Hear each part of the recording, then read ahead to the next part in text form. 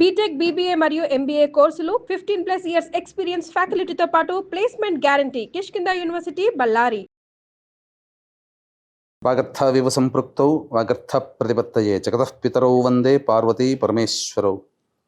ఆదిత్యాయ చ సోమాయ మంగళాయ బుధాయ చ గురుశుక్ర శనిభ్యశ్చ రాహవే కేతవే నమః.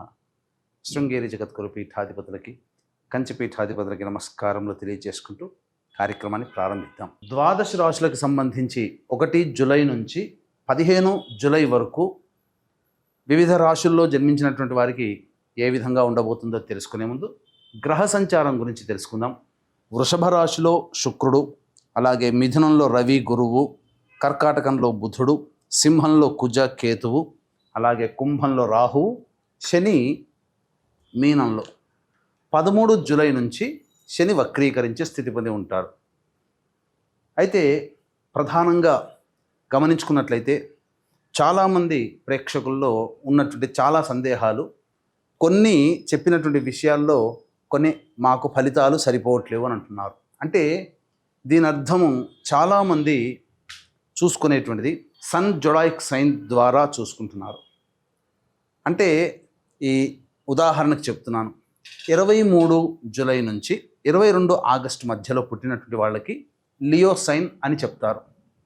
కాబట్టి సింహరాశి గురించి చెప్పేటప్పుడు 23 జూలై నుంచి 22 ఆగస్టు మధ్యలో పుట్టిన వాళ్ళు చూసుకుంటున్నారు. అది తప్పు.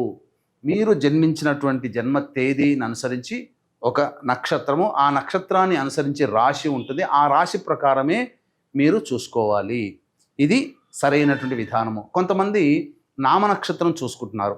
ఉదాహరణకి శ్రీనివాస్ అని చెప్పి అనుకున్నాం అనుకోండి, చాలామంది సి అనే అక్షరం ఈ శతభిష నక్షత్రంలో ఉంటుంది కాబట్టి కుంభరాశికి చూసుకుంటున్నారు, తులారాశికి చూసుకోవాలి. కృష్ణవేణి అన్నప్పుడు మిథున రాశి చూసుకుంటున్నారు, అది కూడా తులారాశి, అలా చూసుకోవాలి.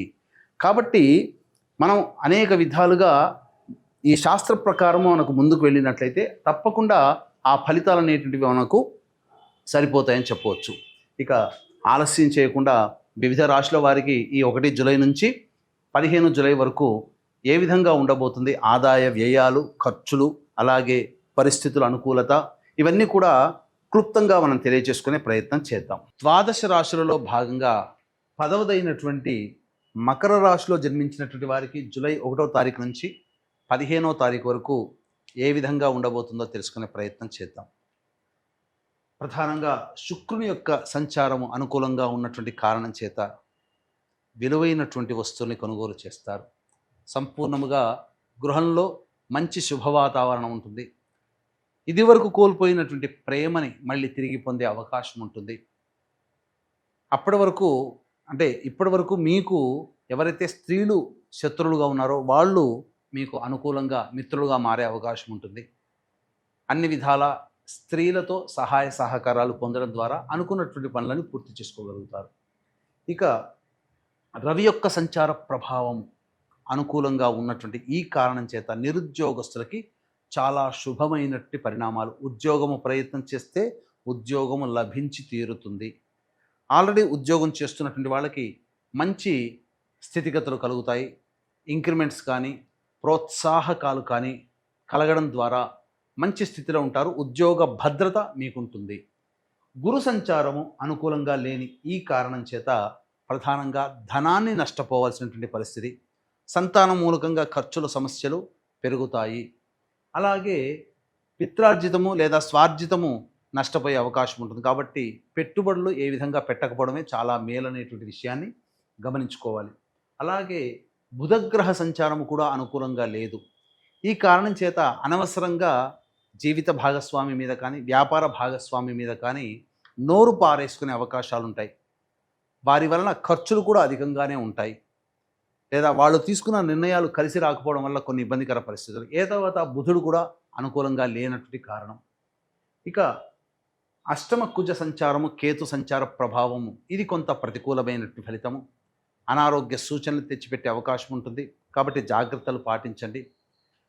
ముఖ్యంగా జ్వరముతో ఇబ్బంది పడే అవకాశాలు ఎక్కువగా ఉన్నాయి. మెడ సంబంధమైనటువంటి నరములతో కాస్త సర్వికల్ ప్రాబ్లమ్స్ అని అంటారు, కొంత ఇబ్బందికర పరిస్థితులు ఎదురవుతాయని చెప్పవచ్చు. కాబట్టి జాగ్రత్తలు పాటించండి.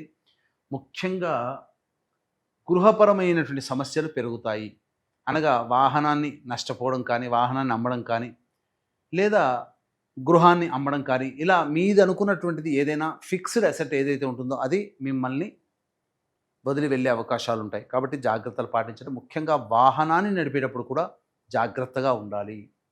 ఇక రాహు సంచార ప్రభావము ప్రధానంగా కొన్ని అనవసరమైనటువంటి వివాదాలు తెచ్చిపెట్టే అవకాశం ఉంటుంది. మీ మాట తీరు వల్లనే ఇబ్బందికర పరిస్థితులు ఉంటాయి. కావున జాగ్రత్తలు పాటించండి. శని ప్రభావము సంపూర్ణంగా యోగాన్ని కలగజేస్తుంది జాతకరీత్యా. కాబట్టి అనుకూలమనే చెప్పవచ్చు. కానీ జూలై 13వ తారీఖు నుంచి శని వక్రీకరించినటువంటి కారణం చేత ఏలిన నాడు శని ప్రభావం పోయింది అనుకున్న వాళ్ళకి మళ్ళీ 13వ తారీఖు నుంచి వక్రీకరించినటువంటి ఫలితం చేత శని భగవాన్ యొక్క ఏలినాడు శని దోషానికి కూడా మీరు గురవుతారు. దీని ప్రభావం మీరు 9వ తారీఖు నుంచి ఎక్స్పెక్ట్ చేయవచ్చు. ఎక్కువ కాలం ఉంటుంది. దాదాపు 5-6 నెలల పాటు కూడా ఈ యొక్క శని ప్రభావం కొంత ఇబ్బందికరంగా ఉంటుంది. కాబట్టి జాగ్రత్తగా ఉండాల్సినటువంటి పరిస్థితి. ఏ తర్వాత చెప్పొచ్చేది ఏమిటంటే, ఒక శుక్రుడు, రవి, శని తప్ప మిగతా గ్రహాలు ఏవి కూడా అనుకూలంగా లేవు. కావున దైవానుగ్రహాన్ని పొందే ప్రయత్నం చేయండి. ఈ రాశిలో జన్మించినటువంటి వాళ్ళకి కోల్పోయిన చోటే వెతుక్కున్నట్టుగా గౌరవ మర్యాదలు ఎక్కడ కోల్పోతారో అక్కడే మళ్ళీ మీరు పొందడం, తద్వారా మిమ్మల్ని దూరం పెట్టిన వాళ్ళే సాధారణంగా ఆహ్వానించే పరిస్థితి. కాకపోతే అన్నీ ఉన్న అల్లున్నోట్లో శని అన్నట్టుగా గౌరవ మర్యాదలకి పెద్దపీట వేస్తూనే మీ ద్వారా తీసుకోవాల్సినటువంటి శారీరక శ్రమ, మానసిక ఒత్తిడి, ఇవన్నీ శారీరక శ్రమను తీసుకోవడం ద్వారా మీరు కొంత మానసిక ఒత్తిడి గురయ్యే అవకాశం ఉంటుంది. ఏదో విధంగా మీ యొక్క సర్వీసే ఎదుటి వాళ్ళకి వెళుతుంది. కానీ దానివల్ల మీకు ఎటువంటి ఉపయోగము లేదు. డబ్బుల విషయంలో జాగ్రత్తలు పాటించండి. మీ దగ్గరికి మంచిగా వచ్చి డబ్బులు అప్పుగా అడుగుతారు, కానీ లేదా ఏదైనా వాగ్దాన రూపంలో మిమ్మల్ని గ్యారంటీగా అడుగుతారు. మంచి మాటలకి మీరు పొంగిపోయి డబ్బుని కానీ వాగ్దానాల్ని కానీ వృధా చేయకండి. భవిష్యత్తులో అది మీకు చేటు చేస్తుందనే విషయం గమనించుకోవాలి. ఏ తర్వాత ఈ రాశిలో జన్మించినటువంటి యువతీ యువకులకి వివాహ సంబంధాలు ప్రయత్నం చేయండి. దైవానుగ్రహంతో వివాహ సంబంధాలు నిశ్చయమయ్యే అవకాశం ఉంటుంది. అయితే సంతాన ధారణకి ఇది సమయం కాదు కాబట్టి వాయిదా వేసుకోవడం మంచిది. ఆల్రెడీ గర్భవతులైనటువంటి వాళ్ళు డాక్టర్ల యొక్క సలహాలు, సూచనలు తప్పకుండా పాటించాలి. నష్టం జరగకుండా చూసుకోండి. ఏ తర్వాత సాధారణమైనటువంటి ఫలితాలు ఈ యొక్క మకర రాశిలో జన్మించినటువంటి వారు పొందుతారని చెప్పవచ్చు. ఈ యొక్క మకర రాశిలో జన్మించినటువంటి వారు సమస్యల పరిష్కారం కోసం ప్రతిరోజు కూడా తులసి చెట్టు దగ్గర ఆవు నేతితో దీపారాధన చేసి విష్ణు సహస్రనామ పారాయణం చేయండి. ఇదొక్కటి చేయండి చాలు. చాలా మటుకు సమస్యలు తగ్గుముఖం పడతాయి. దైవానుగ్రహం అందరికీ అందించాలనేటువంటి ఒక సదుద్దేశంతో ఈ యొక్క